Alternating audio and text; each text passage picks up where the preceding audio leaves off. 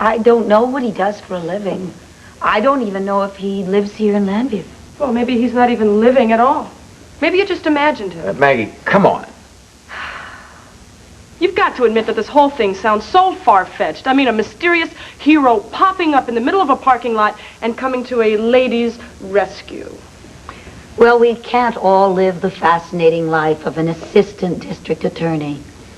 And there is much more in heaven and earth than could possibly be imagined from your legal briefs.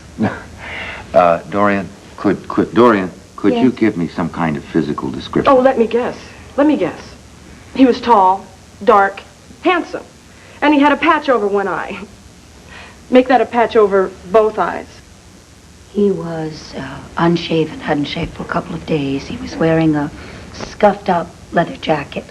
Listen, you think he could be a resident of the Parker Street shelter? It's near there. I could have somebody called tomorrow. I think that's a good idea. Well, that's a possibility. The other is that he's got a criminal record himself. You stay right here. I'm going to run a check on this guy's name, all right? Herb, is it true what they say about victims? What do they say? You know, the old victim theory, that a mugger picks somebody because they act as if they want to be a victim. Forget it, honey. You're not the victim type. I used to think so until now. What are you grinning about? Me? You think it's all my fault, don't you? You think that I brought all of this upon myself. Now, don't get so defensive, but you just have to admit that your story sounds a little bit more like a chapter from a romance novel. Passion in the parking lot. Oh, you're a snide little upstart, aren't you? I prefer to think of myself as a keen observer of humanity. It's one of the requisites of my job. Oh, I've seen you on your job. You calculate, you tabulate, and then you manipulate. And God help the poor person who gets in your way. I've been ruthless myself at times, but it has always been for something greater and more important than myself. Oh, Dorian, come now. You know, that kind of talk may still work with Herb, but don't even try it on me. And speaking of Herb, just what is he to you? Another step on your stairway to success? I happen to respect the man very much. Oh, no, dear. You respect what he can do for you. So what's the game plan?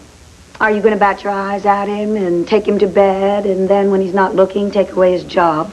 Are you speaking from experience? Now, as I heard, you were responsible for his losing the governorship. That's the governorship. That's why you wanted to marry him in the first place, wasn't it? My marriage to Herb is none of your business. And my association with Herb is none of your business either. My strictly professional association. Who is fooling whom here? Do you always react this way? When you're threatened, I mean? Don't flatter yourself. I would hardly be threatened by the likes of you. You know, I know a wonderful psychotherapist, and I'm sure that she could help you get over this paranoia of yours.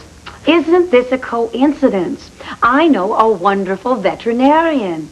I think that he could help you by cutting those claws of yours. That way you wouldn't harm anybody, let alone yourself. Shall we exchange numbers? Oh, anytime, Dorian, anytime. Sorry, couldn't come up with much. Just as well. Why, Maggie and I have been having the most enlightening discussion. Yes, very. I think we understand each other a lot better now, if you'll excuse me. Gladly. Did I miss something? Oh, nothing at all. Well, what have you found out about Mr. Russell? Yeah, all I could find out about your Mr. Russell